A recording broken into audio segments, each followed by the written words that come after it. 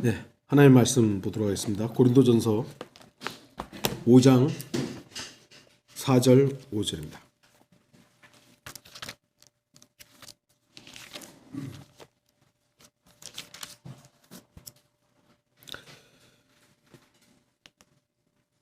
고린도전서 5장 4절 5절 말씀입니다.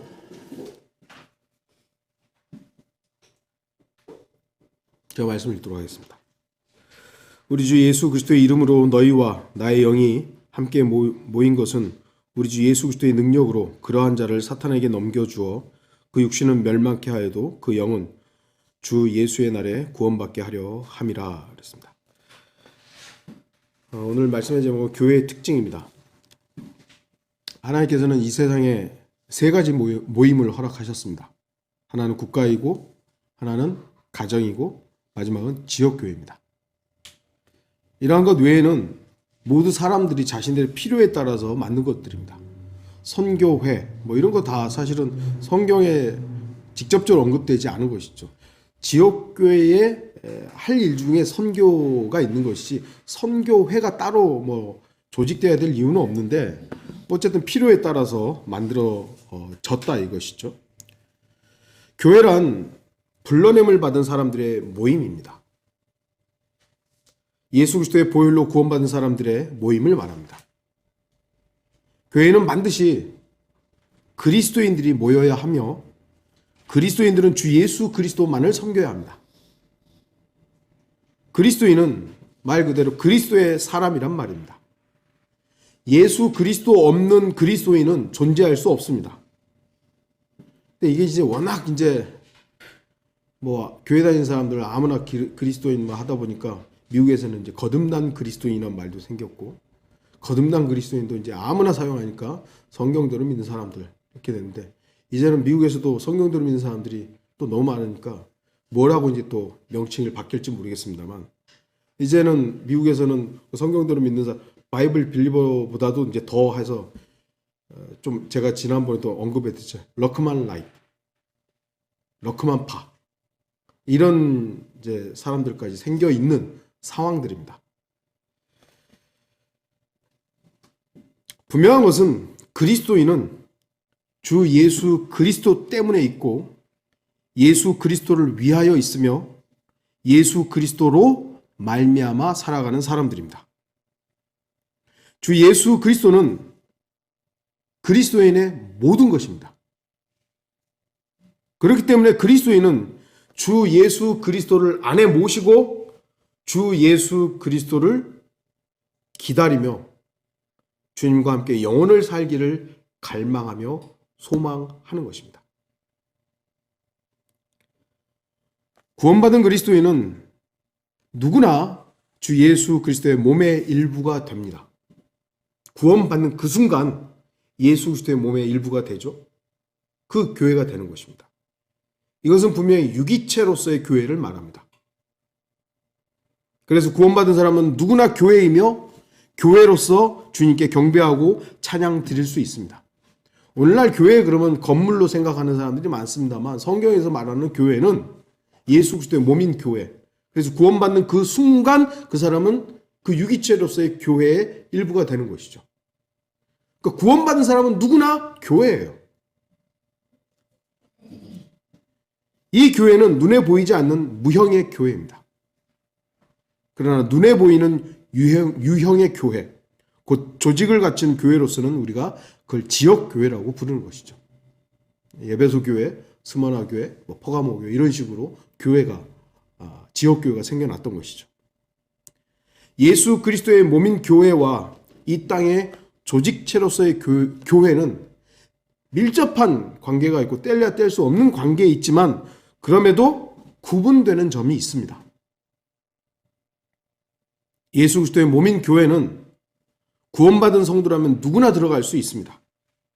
구원받는 즉시 교회가 됩니다. 그러나 지역교회는 그 교회의 회원이 되거나 멤버가 되려면 어떻게 보면 구원의 간증이 필요하죠. 또한 성도로서의 생활의 간증도 꾸준히 필요합니다. 또한 주님의 몸인 교회는 절대로 잘리거나 떼어지지 않습니다.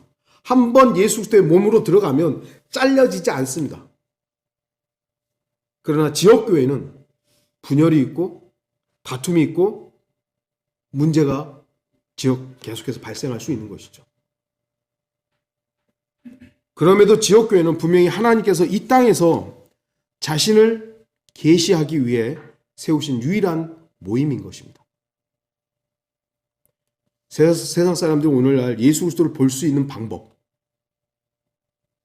하나님의 말씀이 성경이 하나님의 말씀이라는 사실을 알 수 있는 방법은 그리스도인의 모임인 교회를 통해서입니다. 하나님의 말씀이 정말로 하나님의 말씀이라는 것을 우리가 어떻게 설명하겠어요? 믿으라고도 안 믿지. 하나님의 말씀인 성경이 정말 하나님의 말씀이라고 세상 사람들이 인정할 수 있는, 뭐 인정은 하든 안 하든지 간에 그거를 볼 수 있는 것은 우리가 하나님의 말씀을 믿는가예요. 소위 말해서 기독교인들이 하나님의 말씀도 안 믿으면서 성경은 하나님의 말씀, 그러면 세상 사람들이 너나 믿어 그러죠. 그 일이 지금 수백 년 동안 이루어진 거예요. 뭐 여러분도 기억하시잖아요. 저 어렸을 때만 해도 세상 사람들, 구원 안 받은 사람도 성경 하나님의 말씀이다 그러면은 세상 사람들이 뭐 믿든 안 믿든 끄떡거렸어요. 지금은요? 안 믿어요. 에이, 그건 뭐 그 신화지. 그 일을 누가 한 거예요? 기독교인들이 한 거예요. 기독교인들이. 신학 박사들이 여기는 하나님 이거 잘못된 거야. 이거는 사람들에 의해 쓰여지다 보니까 이거 바뀌어진 거고 달라진 거야. 그 일들을 세상 사람들도 가만히 보면서 그래. 그걸 누가 한 거예요? 다시 말 신학자들이 성경을 그렇게 깔아뭉갰기 때문에 세상 사람들도 그대로 보고 야, 신학자가 그러잖아. 이렇게 된 거예요. 하나님이 존재하시는가? 하나님 존재하시죠. 그걸 어떻게 우리가 입증하겠어요? 우리가 하나님을 두려워하고 하나님을 두려워함 가운데 살아갈 때 세상 사람들은 그럼 하나님 있나 보네? 이렇게 되는 것인데 기독교인들이 하나님 두려운 줄 모르고 범죄를 행하고 악을 행하고 자기 육신에 따라서 막 생활하니까 야, 저것들도 하나님 안 믿는데 뭐. 세상 사람들이 이제 뭐라 너나 잘 믿어 그러잖아요. 오늘날 교회는 사회단체들이 하는 일을 열심히 하고 있습니다. 복음을 전한다는 미명하에 세상을 변화시키려는 어리석은 일들을 저지르고 있습니다. 그렇기 때문에 세상 사람들이 교회를 통해 예수 그리스도를 보는 것이 아니라 교회를 통해서 위선과 거짓과 사기치는 그런 마귀의 일들을 보게 되는 것입니다. 교회들이 다 막 그 돈에 보시잖아요. 뭐 아파트 재개발한다면 교회가 제일 끝까지 남아가지고 돈 더 받아내려고. 그래 세상 사람들이 보면서 뭐라 그랬어요? 아이고 참 교회를 지키려고 이제 안간힘을 이게 아니라 저 돈만 밝히는.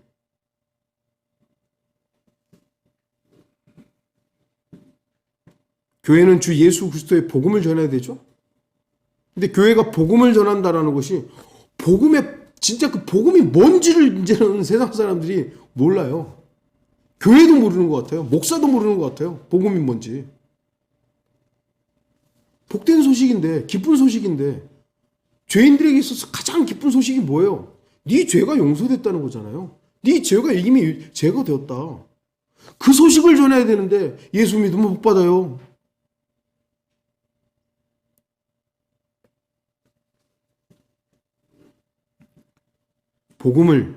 성경적인 복음을 전해야만 예수 그리스도를 나타낼 수 있는 것입니다. 그렇다면 그리스도인의 모임인 교회는 어떤 특징을 가지고 있는 것입니까? 성경 전체를 신약 성경 전체를 볼 수 없고 오늘 이제 본문과 연관해서 5장과 연관해서 제가 보려고 하는 것입니다. 4절을 보시면 우리 주 예수 그리스도의 이름으로 이 세상에도 수많은 모임들이 있죠. 요즘은 동호회, 클럽, 인터넷 카페, 무슨 모임, 수많은 사람들이 어떤 목적을 가지고 동일한 취미나 동일한 생각 또는 좋아하는 연예인들을 위한 모임을 가지고 있습니다. 요즘에 인기의 척도가 뭐죠? 유튜브 구독자가 몇 명이에요? SNS 팔로워가 몇 명이에요? 그게 이제 요즘에 인기의 척도잖아요. 인기 있는 연예인이 팔로워가 몇 명이다 그러면 이러는 것이죠. 그들은 사람을 위해 모이고 사람의 이름을 내걸고 모입니다. 그리고 함께 즐기고 나누고 무언가 좋은 일을 위해 계획해서 실행하기도 합니다. 그 뭐 BTS인가 거기 그 팬클럽이 암인가 그 제가 알기로 그런데 뭐 수십만 명이 된다 그러더라고요. 얼마나 되는지도 모르겠습니다. 그 사람들이 모여가지고 그 자기들 회비 모아가지고 선행을 많이 하더라고요. 뭐 그거 자체가 나쁜 일은 아니죠. 잘하는 일이죠. 뭐 어려운 지역에다가 뭐 도움도 주고 그 팬클럽의 이름으로 우리가 좋아하는 BTS의 뭐 우리는 그 뭐 암인데 야, 그 군대잖아요. 군대. 예. 그 군대가 소위 말해서 선한 일들을 하는 거예요. 그러나 그 모든 모임이 의미가 없는 이유는 예수 그리스도의 이름으로 모이지 않았기 때문입니다. 그리스도인이 모인 것은 그 어떤 경우에나 예수 그리스도의 이름으로 모여야 합니다. 정치 활동을 하고 사회 운동을 하는 갖가지 기독교 단체들이 있죠. 그들도 뭐 예수 그리스도의 이름을 내걸긴 합니다. 근데 예수 그리스도의 이름을 내걸고 하는 일들이 정말 예수 그리스도를 위해서 하는 일들인지 아니면 자신들의 포부를 드러내기 위한 일들인지 구분해야 되는 것이죠. 어떤 명분, 어떤 이유로 모였든지 심지어는 예수 그리스도의 이름으로 모였다 할지라도 그것이 예수 그리스도를 드러내는 일이 아니라면 그 모임은 그리스도의 모임이 아닙니다. 미국도 그렇고 한국도 그렇고 뭐 제가 아는 부분들은 뭐 다른 나라들은 잘 모르니까요. 제가 기독교인들이 정당을 만들어서 이 땅을 변화시키려고 하는 것이죠. 그래서 기독교 국가를 만들려고. 단 하나라도 성공한 나라가 있었는지 한번 보세요. 없습니다. 네덜란드 같은 경우는 화란이라고 하는데 그 나라가 정말 아브라함 카이퍼 같은 경우는 총리였어요. 근데 신학자였어요. 그 사람의 영향에 그 네덜란드는요, 진짜 어마어마한 소위 말해 기독교 국가화 됐었어요. 그럼 지금도 그런가요? 아닙니다. 아닙니다. 기독교화 시켜서 세상을 하나님의 나라를 만들려고 했던 시도 중에 성공한 경우는 없습니다. 칼빈도 제네바에서 그렇게 하려고 했는데 안 됐어요. 미국이 조금 실현됐는데 지금 미국의 상황이 어떤데요? 대붕의 역사가 일어났던 나라임에도 불구하고 명맥만 남아있는 거예요. 왜 실패합니까? 인간이 부족하기 때문이에요. 인간의 노력으로는 하나님의 왕국을 이 땅에 세울 수 없어요. 왜요? 그 인간 자체가 부패했으니까요. 여러분들 공산주의는요, 이론만 보면 야, 이대로 하면 진짜 세상 유토피아가 됩니다. 그들이 간과했던 건 뭐냐면 그 공산주의라는 그 사람들이 타락하는 걸 간과했던 거예요. 이론은 너무 좋아가지고 야, 이대로만 하면 유토피아다. 처음에는 공산주의자들도요 그렇게 했어요. 막 그 지도자들이 노동 현장에 가지고 같이 막 일하면서 막 하고 자기 받은 월급 막 다 나눠주고 막 이러니까 이야, 이제 됐다. 이대로 하면 노동자 계급이 세상을 다 편하게 해줄 거다. 그런데요, 그 다음 단계 가니까 그 지도자들이 싹 쓸어먹은 것이죠. 타락한 거예요. 인간이 타락한 거예요, 인간이. 지금도 많은 사람들이 기독교의 이름으로, 예수 그리스도의 이름으로 뭔가 자기 이상을 펼치려고 하는데 그거 쓸데없는 일들입니다. 그리스도인은 주 예수 그리스도의 이름으로 모여야 합니다. 왜냐하면 그리스도인의 시작이 예수 그리스도이기 때문입니다. 예수 그리스도 없이 우리가 존재할 수 있나요? 그리고 우리의 시작이 예수 그리스도였다면 우리의 마지막도 예수 그리스도입니다. 요한계시록 1장 8절에 나는 알파와 오메가요 시작과 끝이라 주 곧 지금도 계시고 전에도 계셨고 앞으로 오실 전능하신 분이 말하노라. 우리의 시작과 끝 예수 그리스도십니다. 만물의 소위 말하는 과학자들은 우주의 시작 누구로부터 시작한 겁니까? 하나님. 예수 그리스도로부터 시작한 것이죠. 그럼 마지막은 누구로 끝납니까? 예수 그리스도로 끝나는 거예요. 그게 바로 히스토리, 역사입니다. 여러분이 그리스도인이라면 자신이 있는 그 자리를 주의해야 합니다. 내가 어떤 자리에 있는가? 그 모임이 어떤 모임이며 목적이 무엇이고 무엇을 위해 있는 것인지 그리스도인은 주의해야 합니다. 물론 여러분 뭐 친구들 만났는데 거기 가지 말라 그런 얘기를 하는 게 아니에요. 뭐 우리도 여전히 뭐 어떤 모임도 갈 수 있고 뭐 친구도 만날 수 있고 하지만 그런 모임이 나의 주된 모임은 아니다. 내가 그 모임을 위해서 존재하는 것은 아니다라는 것을 알아야 되는 것이죠. 우리가 존재하는 것은 교회를 위해 존재하는 거예요. 지역교회. 그래서 저는 뭐 목사이기도 합니다만 한 명의 그리스도인으로서 지역교회를 위해서 일을 해요. 저는 월요일부터 금요일까지 아르바이트예요. 그게 저의 직업이 아니에요. 저의 직업은 주님을 섬기는 일이에요. 저는 여러분들이 저와 똑같지는 않지만 그런 인식 속에 살았으면 좋겠어요. 저와 여러분에게 가장 중요한 날은 어떻게 보면 일요일이죠. 뭐 그렇다고 해서 일요일은 중요하고 나머지는 중요하지 그게 아니라 그리스도인으로서의 모임으로서의 중요성을 말하는 겁니다.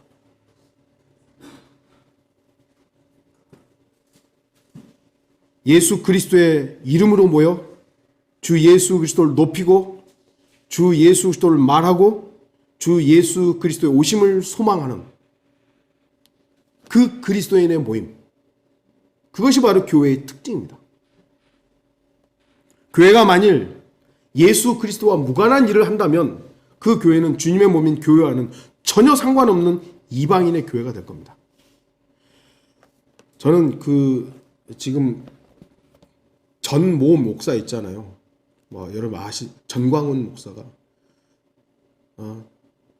뭐 그 사람은 1200만 기독교인 1200만이라고 그러더라고요. 1200만 기독교인들이 통신사 다 바꿔야 된다고. 뭐 여러분 기사 읽으셨어요? 뭐 요즘에 뭐라 그러지?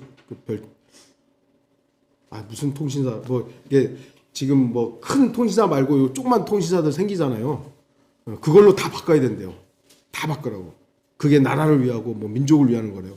그리고 알아봤더니 그 통신사 자기 딸이 운영하고 있는 거예요. 아휴 참. 그게 하나님과 무슨 연관이 있는 겁니까? 도대체. 그런데 거기에 수많은 사람들이 가서 박수 치고 야, 좀 맞다고. 교회가 아닙니다. 교회가 아니에요. 3절 보겠습니다. 내가 참으로 몸으로는 떠나 있으나 영으로는 함께 있어서 이런 행위를 한 그 자를 내가 마치 거기에 있는 것처럼 이미 판단하였느니라. 12절에서도 밖에 있는 자들을 판단하는 것이야 내게 무슨 상관이 있으리오마는 안에 있는 사람들이야 너희가 판단하지 아니하겠느냐. 밖에 있는 사람들은 하나님께서 판단하시나니 그러한 악한 사람은 너희 가운데서 쫓아내라. 판단하라 이거죠. 우리는 성경을 통해 판단하지 말라는 말씀을 접합니다. 마태복음 7장 1절에서 5절. 판단하지 말라. 그리하면 너희도 판단받지 않을 것이라. 너희가 판단하는 그 판단으로 너희도 판단받을 것이며 너희가 그 죄는 그 자로 너희도 다시 측정을 받으리라. 어찌하여 내 형제의 눈 속에 있는 티는 보면서 내 자신의 눈 속에 있는 들보는 생각지 못하느냐. 또 보라, 내 눈 속에는 들보가 있는데도 어떻게 내 눈에서 티를 빼내주마라고 내 형제에게 말할 수 있느냐. 너 위선자여, 먼저 내 자신의 눈에서 들보를 뽑아내라. 그러면 내가 밝히 보고 내 형제의 눈에서 티를 빼내리라. 사도 바울도 고린도전서 4장 5절에서 판단하지 말라고 합니다. 그런데 오늘 본문에서는 판단하라 그러죠. 그럼 모순된 것이죠. 그럼 사도 바울은 지금 판단하지 말라 그래 놓고 여기서 판단해야 된다라고 한다면 죄를 짓는 것입니까? 우리가 분명히 알아야 합니다. 성경은 올바로 나누어야죠. 지역교회는 판단해야 될 부분이 있습니다. 제가 지난주에도 뭐 설교하면서 형제를 함부로 판단하지 말라 그랬는데 오늘은 또 판단하라 그러면 도대체 뭐 해야 됩니까? 판단하지 말아야 될 것과 판단해야 될 것이 있다는 겁니다. 판단이라는 건 뭐죠? 옳고 그름을 가리는 거예요. 근데 문제는 이제 나는 옳고 너는 그르다 이거죠. 그 기준으로 판단하면 안 돼요. 우리는 철저하게 성경적인 기준으로 하나님의 말씀의 기준으로 해야 되는 거예요. 내가 지금까지 이렇게 배웠으니까 너가 배운 건 다 틀린 거야. 그런 자세가 아니에요. 우리도 내가 이렇게 배웠지만 배운 모든 게 진리는 아니잖아요. 충분히 우리는 그런 부분에서는 조금 여지를 둬야 되는 거예요. 앞으로 우리가 배워가야 될 것들도 있고 우리가 모르는 것들도 많은데 내가 배운 모든 것이 나만 맞고 너는 틀렸다라는 것은 이거는 그리스도의 올바른 자세는 아닙니다. 그런 부분에서는 우리가 함부로 판단하지 말아야 되죠. 그러나 분명히 드러난 죄들 있잖아요. 이건 판단해야죠. 선악을 구분해야 됩니다. 죄는 죄라고 찾아내야 됩니다. 그래야 지역교회의 순수성을 유지하는 거예요. 지역교회 내 죄가 드러났는데 모를 때야 우리가 어떻게 해요? 어떻게 해요? 모르는데. 근데 어떤 죄가 드러났어요. 그럼 그것에 대해서 판단해야 되고 그것이 심각하고 그 사람이 전혀 돌이킬 의사가 없고 나 뭐 자기 방어만 하고 있다. 그럼 쫓아내야 되는 것이죠. 오늘 본문의 판단의 근거는 뭡니까? 사도 바울은 자기 아버지의 아내를 범한 사악한 자에 대해서 판단하는 겁니다. 만일 교회가 이렇게 드러난 죄에 대해서 판단하지 않고 숨겨둔다면 그 교회는 더 이상 순결한 교회가 아닌 것이죠. 물론 그리스도인도 죄를 지을 수 있습니다. 그러나 공개적으로 드러나지 않은 죄에 대해서는 함부로 판단할 수는 없습니다. 아직 공개적으로 드러나지 않고 그것이 죄라는 것이 명백하지 않는데 우리가 함부로 판단할 수는 없는 거잖아요. 왜냐하면 아직 죄의 전모를 모르기 때문에 함부로 판단하게 되면 또 다른 죄를 지을 수 있기 때문입니다. 우리나라 헌법에는 무죄 추정의 원칙이라는 게 있습니다.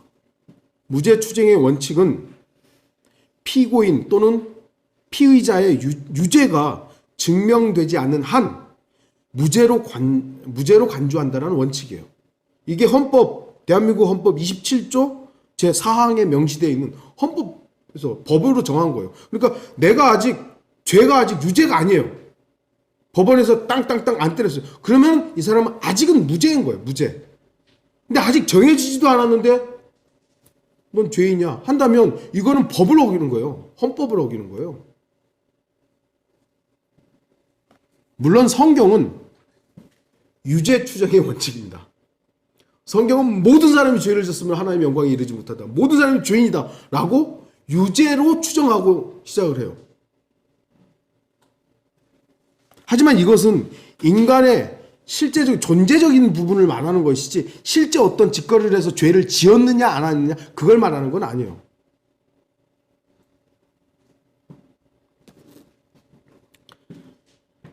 그리스도인들은 어떤 죄가 드러나기 전까지는 다른 사람에 대해서 무죄 추정의 원칙으로 사람을 대해야 됩니다. 모든 사람이 죄인이다라는 부분은 우리가 성경적으로 알고 있는 사람의 존재적인 부분이잖아요. 근데 이 사람이 어떤 짓거리를 해서 죄를 지었다 안 지었다라는 것은 아직은 드러나지 않았다면 유죄가 아직 판명이 안 됐다면 이 사람은 내가 함부로 그 사람을 판단해서 이 사람 죄인이야라고 할 수 없다라는 것이죠. 그렇게 대해야 됩니다. 그러나 오늘 본문의 사건은 이미 전모가 드러난 죄예요. 그렇다면 교회는 그러한 죄에 대해서 통곡하고 죄를 지은 그 사람을 쫓아내야 하는 것이죠. 왜냐하면 죄는 전염이 빠르고요. 믿음을 일순간에 무너뜨릴 수 있는 위력을 지니고 있기 때문입니다.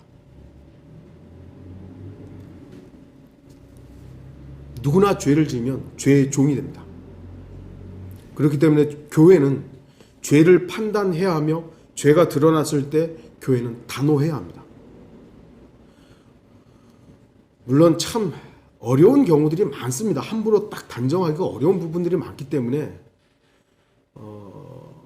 기다려야 될 부분도 있고 정말 성도들이 머리를 맞대고 여러 가지 의논을 하고 또 어떻게 해야 될 것인가 해야 될 부분도 있습니다만 이런 지금 고린도 교회의 죄는 이건 너무 명백한 것이고 또한 세상 사람들도 비난할 만한 그런 죄란 말이에요. 그런데 그것을 교회가 감싸고 괜찮다고 한다면 교회의 순수성을 무너뜨리는 것이죠.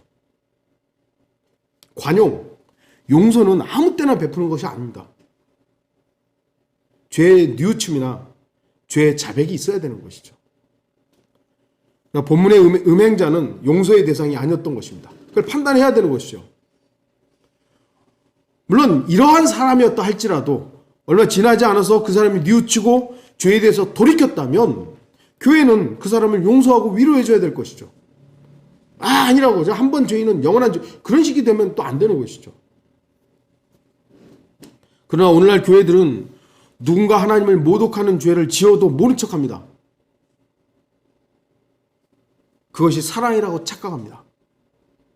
물론 사랑은 허다한 죄를 덮죠. 그러나 그걸 말할 때 이런 것들을 써먹으면 안 되는 거예요. 육신적인 교회들은 하나님께서 분명히 죄의 목록들까지도 나와 있잖아요, 성경에. 그러한 죄들은 세상 사람들만 하는 것이 아니라 그리스도인들이 그렇게 한다면 그것에 대해서 단호함을 가져야 된다고 성경은 말씀하고 있는 겁니다. 고린도 교회는 아버지 아내를 취했는데도 모른 척했습니다.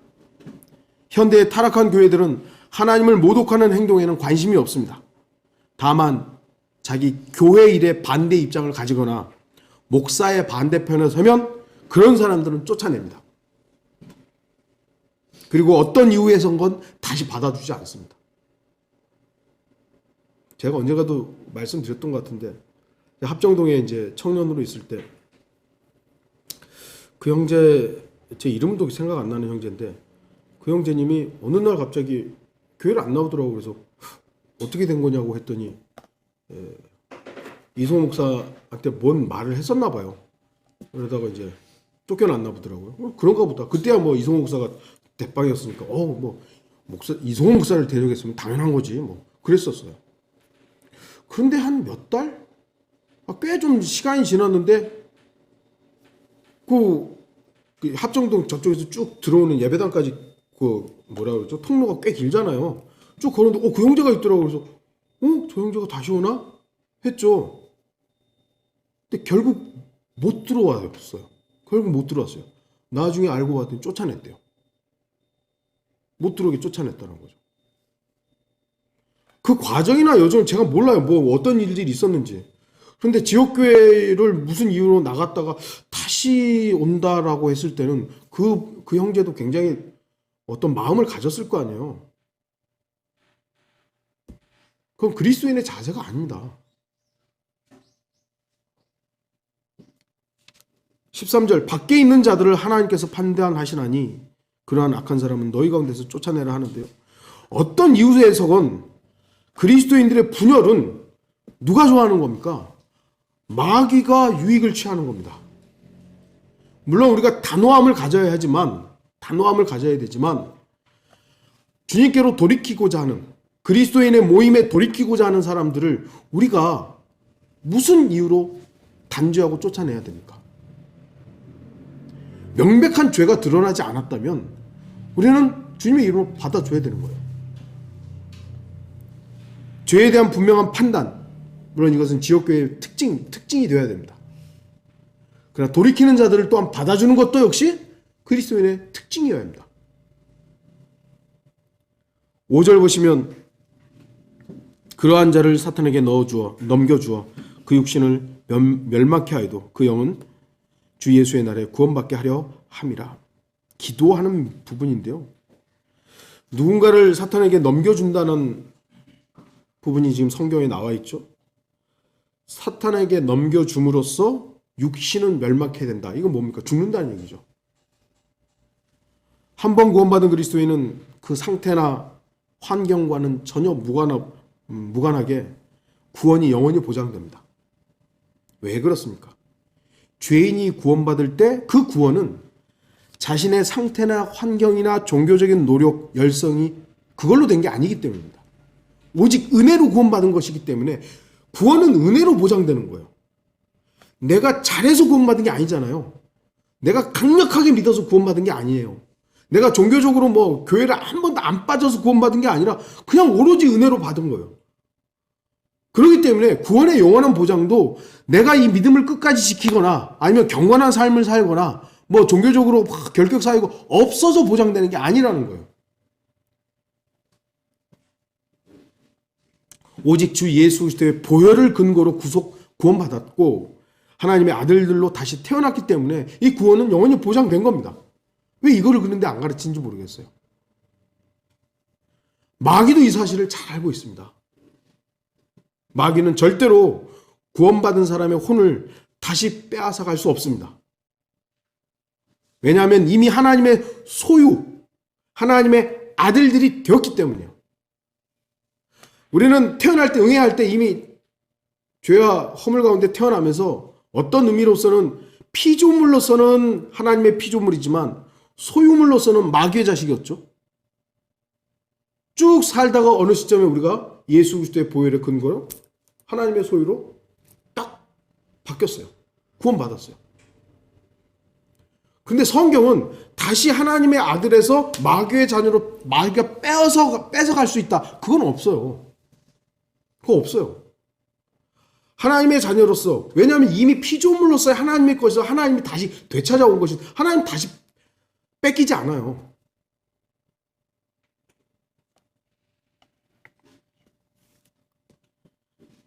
그러나 그리스도인이 육신적이며 죄로부터 돌이키지 않고 여전히 죄 가운데 살게 되면 그 사람은 죽을 수 있습니다. 하나님께 생명을 빨리 데려갈 수 있어요. 그 육신은 멸망케 된다는 겁니다.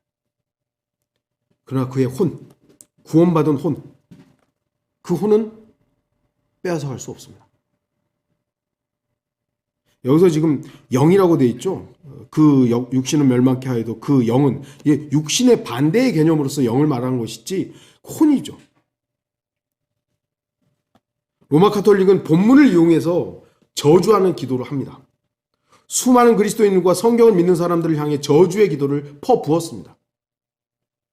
그러나 그 아무리 저주의 기도를 퍼붓는다고 해도 사탄에게 지들 마음대로 넘겨줄 수는 없습니다. 그 누구도 사탄아 이 사람 좀 데려가라 그렇게 말할 수는 없습니다. 그렇게 말한다고 해서 사탄에게 넘겨지는 게 아닙니다. 본문 5절에서 말하는 그러한 자는 누굽니까? 앞에 말한 범죄자죠. 그러나 이 범죄자도 구원받은 사람이었습니다. 구원받은 그리스도인이 음행을 저지른 겁니다. 그 아무리 악한 행위를 한다 해도 누군가 그 사람을 사탄아 저 음행한 자를 데려가라 고 말할 수는 없습니다.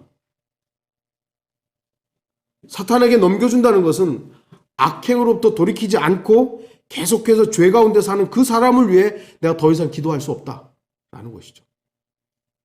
내가 저 사람을 위해서는 더 이상 기도할 수가 없습니다.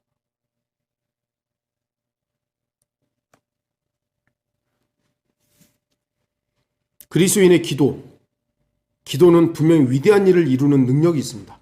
내 기도가 대단해서가 아니라 그 기도를 들으시는 분이 위대하시기 때문이죠.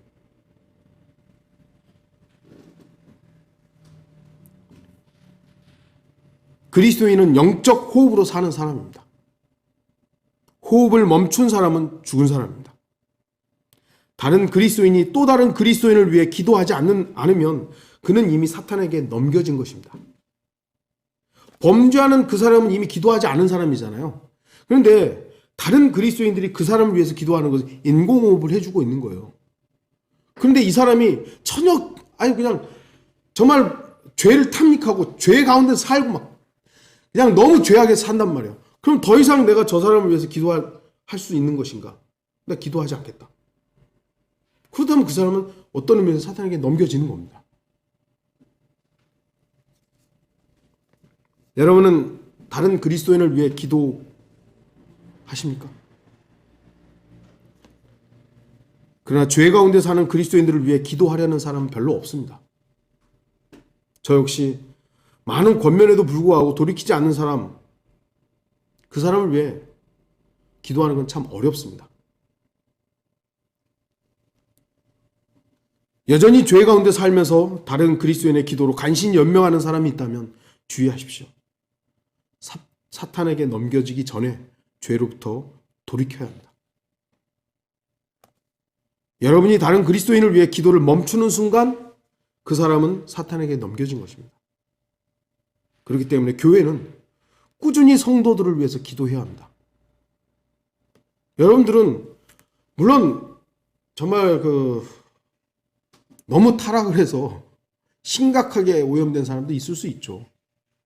그러나 제가 아는 한 제 지금 레이더에 있는 제가 알았던 많은 성도들 가운데 그 정도로 심각한 사람은 아직 못 봤어요.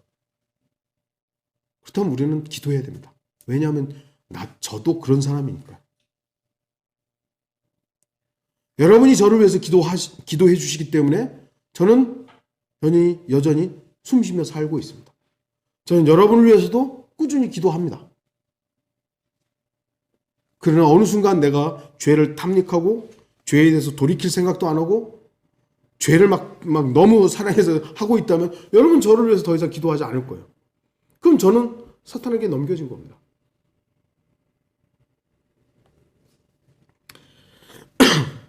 왜 우리가 그렇게 기도해야 됩니까? 사탄이 유익을 취하지 못하게 하기 위해서입니다. 그리스도인의 모임의 특징은 기도하는 교회입니다. 여러분은 지금 어떤 성도를 위해 기도하고 있습니까? 기도를 멈춘다면 여러분은 그를 사탄에게 내어준 겁니다. 사랑하는 죄를 사탄에게 넘겨 주시길 원하십니까? 죄를 사랑하는 것과 연약함은 다른 겁니다. 죄를 사랑해서 죄에 대해서 막 아무렇지도 않게 행하는 것과 연약함 때문에 발생하는 일들은 다른 겁니다. 다른 그리스도인을 위해 기도하는 것이 성도의 사랑이며 사랑의 실천의 첫 출발입니다. 지역교회는 기도해야 합니다. 6절에서 8절 보겠습니다. 너희의 자랑하는 것이 좋지 아니하도다. 너희는 적은 누룩이 온 반죽을 부풀게 하는 것인 줄 알지 못하느냐. 그러므로 묵은 누룩은 떼어내 버리라. 그래야 너희가 누룩을 넣지 않은 새 반죽이 되리라. 우리의 유월절 양이신 그리스도께서 우리를 위하여 희생되셨으므로 우리가 그 명절을 지키되 묵은 누룩이나 또 악하고 가증한 누룩으로도 말며 오직 누룩 없는 성실과 진리의 빵을 가지고 지키라 그랬습니다. 누룩은 성경적 정의는 분명히 악한 거짓 교리이죠. 마태복음 16장 12절 그때서야 그들은 주께서 빵의 누룩을 조심하라고 말씀하신 것이 아니라 바리새인들과 사두개인들의 교리를 조심하라 하신 것임을 깨닫더라. 제가 어제 산 책에 복음주의 바리새인이라는 책이 있어요. 아직 안 읽어봤는데 대략적으로 아는 거는 소위 말해서 이게 복음주의자들인데 바리새인주의가 됐다는 것이죠. 저는 그걸 조금 더 확대해서 성경대로 믿는 바리새인들,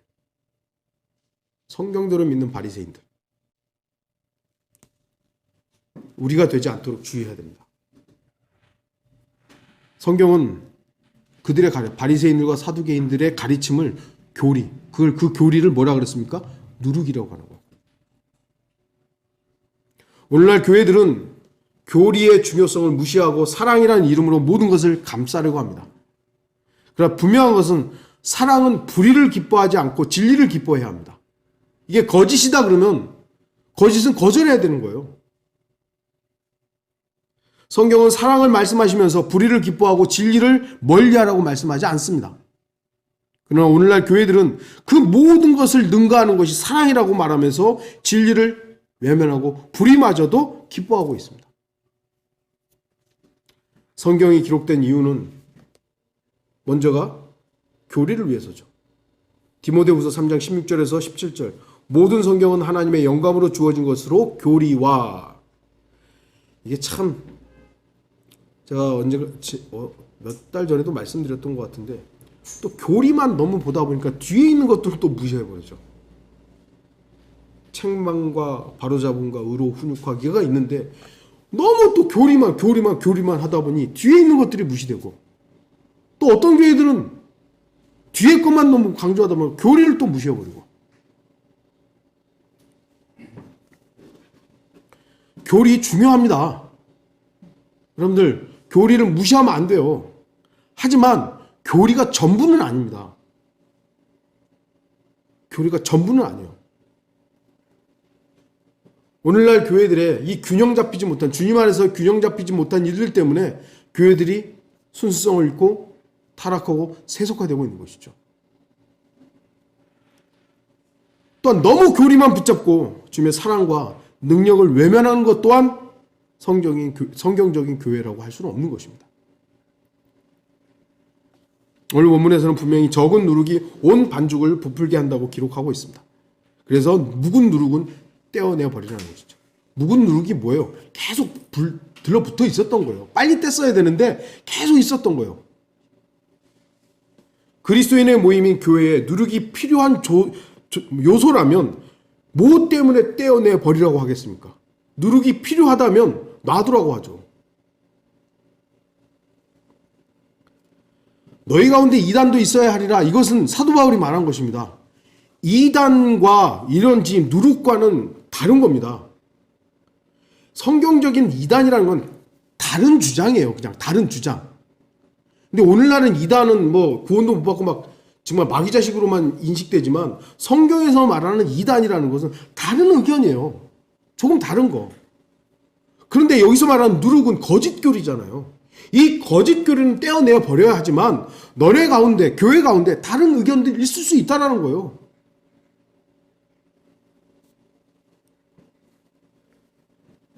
누룩은 온 반죽을 부풀게 하기 때문입니다. 잘못된 교리들, 잘못된 가르침들, 이런 것들 때문에 교회가 망가질 수 있는 것이죠.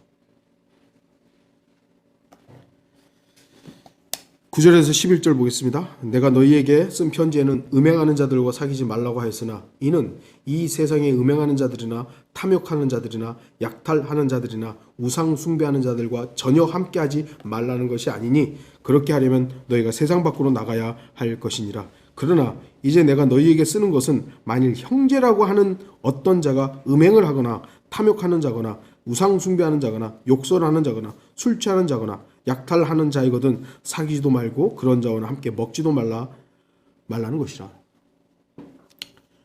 그리스도인이 이 세상을 살아가는데 많은 어려움들이 있습니다. 난관이 있습니다. 물론 경건하게 살고자 하는 모든 그리스도인에 한해서입니다.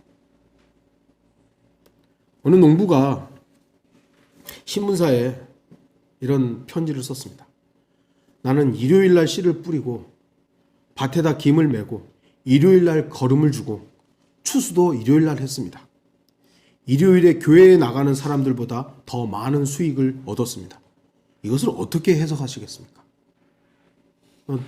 일요일날 예배드리러 가는 사람보다 일요일날 일해서 더 많은 걸 얻었다.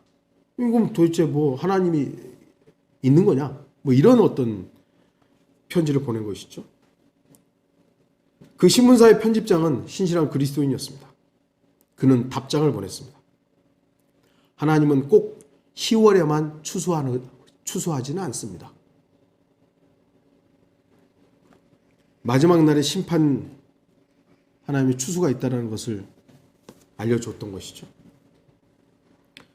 우리는 때로 세상을 사랑하는 그리스도인들이 여러 면에서 신실한 그리스도인들보다 더 좋아 보일 때가 있습니다. 세상을 사랑하는 사람들이 더 잘 되는 것을 볼 때가 있습니다. 신실하게 주님을 위해 사는 사람들이 손해를 볼 때도 있습니다.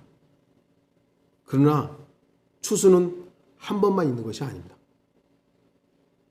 주님께서 거둬들이는 추수 때에는 반드시 신실한 알곡은 주님의 창고에 쌓이게 될 것입니다. 이 땅에서의 손해, 일순간입니다. 그 손해는 세상으로부터 성별하고 구별할 때 얻게 될 것입니다. 우리가 뭐 이 시간에도 일하면 돈 벌지 않겠어요? 제가 뭐 미국에서 살 때 가만히 보면 거기는 물론 이제 늦게까지도 문 연 데가 있어요. 다 문 닫는 건 아니에요. 여전히 뭐 근데 대다수가 7, 8시 되면 문을 닫아요. 거리가 그냥 진짜 한산해져요. 제가 살았던 헤이워드가 그렇게 뭐 완전 도시는 아니지만 그래도 약간 외곽이 있어서 그런지 모르지만 어쨌든 다른 지역도 보면 저녁 7, 8시 뭐 이렇게 되면은 대부분이 문을 닫아요. 다운타운도 뭐 비슷하죠. 근데 우리나라는요? 더 화려해지죠. 더 화려해져요. 저희 집 주변, 우리가 뭐 한 가운데도 아닌데 좀 나와 있는데도 여전히 24시간 편의점부터 술집 뭐 다 열고 있어요. 세상 사람들이 주님을 섬기는 대신 세상을 섬겼을 때 더 많은 이익을 취하고 더 많이 벌죠. 우리는 그런 것에 비한다면 우리가 더 손해를 보는 것처럼 보일 때도 있습니다.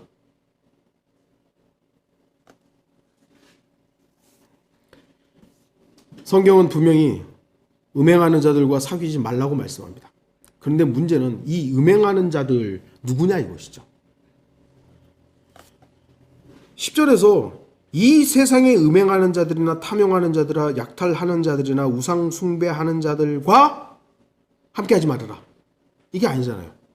이들과 전혀 함께하지 말라는 것이 아니니 세상에 이러한 죄를 짓고 사는 사람들과 함께하지 않으려면 세상 밖으로 나가야 된다는 것이죠.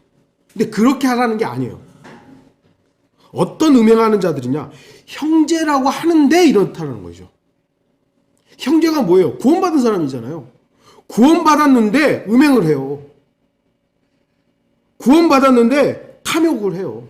구원받았는데 우상숭배를 합니다. 구원받았는데 욕하고 다니는 것이에요. 구원받았는데 술 취하고 다니는 것이죠. 약탈하는 자들. 이런 사람들과 함께하지 말라는 거죠.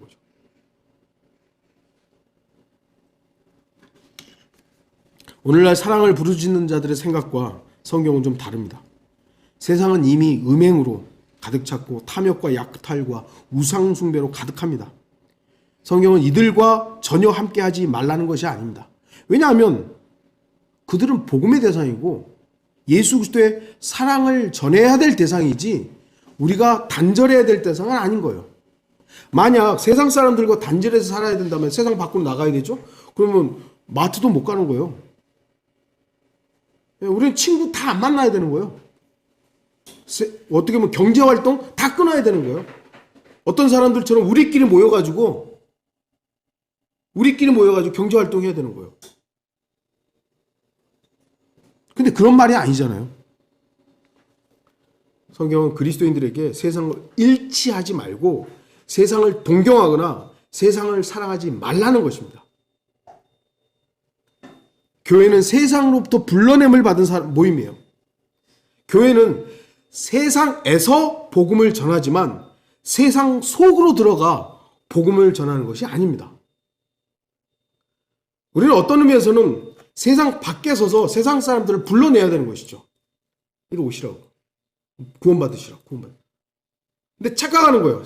세상에 들어가서 세상 속에 살면서 그들을 변화시켜서 내가 그들을 주님께 이끌겠다.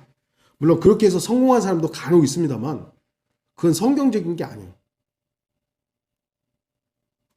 우리는 세상으로부터 불러냄을 받았는데 우리가 또 세상에 왜 들어가요? 세상 밖에서 그들을 나오라고 해야 되는 것이죠. 교회는 세상의 죄인들을 주님께로 불러오는 것이며 복음으로 인도하는 것입니다. 지역교회의 특징은 세상으로부터 성별하는 것입니다. 하지만 오늘날 교회는 세상과의 성별 찾아보기가 힘듭니다. 세상 사람들도 말하기를 교회는 세속에 타락했다고 하죠. 타락했다고. 결론을 맺겠습니다. 여러분이 모인 이 교회에는 어떤 특징이 있습니까? 주 예수 그리스도의 이름으로 모였습니까? 죄에 대해서 분명한 판단을 내리고 있습니까? 성도들을 위해 기도하고 있습니까? 거짓 교리와 비성경적인 교리에 대해서 철저히 단호함을 가지고 있습니까? 세상으로부터 성별하고 있습니까? 만일 이러한 특징이 없는 교회라면 그 교회는 그리스도의 모임이 아니라 그냥 친교 단체일 뿐입니다. 아무리 예수 그리스도의 이름을 들먹이고 찬송가를 부르고 통성으로 기도한다 해도 예수 그리스도는 무관한 모임일 뿐입니다. 여러분은 지금 어떤 그리스도인의 모임에 참여하고 있습니까? 여러분은 주 예수 그리스도의 이름을 높이고 경배의 대상으로 삼고 있습니까? 여러분은 스스로에 대해서 그러니까 중요한 것은요.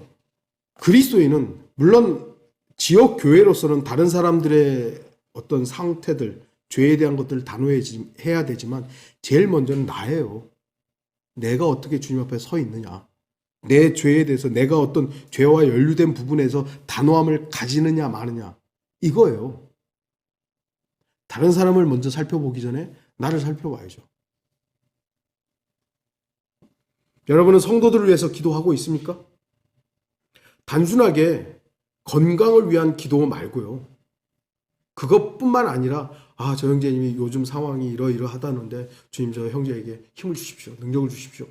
이 자매가 요즘에 이러이러한 부분들로 그렇게 하려면 여러분 좀 교제가 이루어져야 돼요. 그 형제와 그 자매의 상황들을 알고 기도하려면 알아야 뭘 기도를 할 거 아니에요. 전혀 모르는데 하나님 알아서 하세요. 이게 아니라 저는 여러분들이 요즘 전화라는 아주 유용한 도구들이 있는데 항상 그렇게 하라는 건 아니지만 이 형제가 생각났어요. 그러면 전화해서 요즘 어떠세요? 요즘 어떻게 지내세요? 할 수 있을 수 있잖아요. 좀 그런 것들이 좀 자연스럽게 이루어지고 그런 것들을 기반으로 여러분들이 기도해 주시기를 바라요. 여러분은 거짓 교리에 대해서 분명하고 단호한 자세를 가지고 있습니까?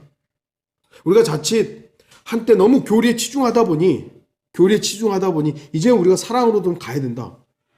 근데 또 이것이 자칫 교리는 무시해도 된다. 이런 걸로 여러분 받아들이면 안 됩니다. 교리 소중하고 중요합니다. 그러나 이것만 강조하다가 우리가 발생했던 많은 문제들이 있었기 때문에 이제는 좀 균형을 갖자는 것이지 교리를 무시해도 된다는 말은 아닙니다.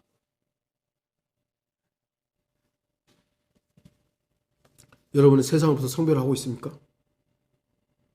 현재 우리 교회의 모습이 이러한 모습인지 살펴보고 나의 모습이 그리고 그리스도인의 특징으로서 나타나고 있는지 점검하는 시간이 되기를 바랍니다. 다 같이 기도하시겠습니다.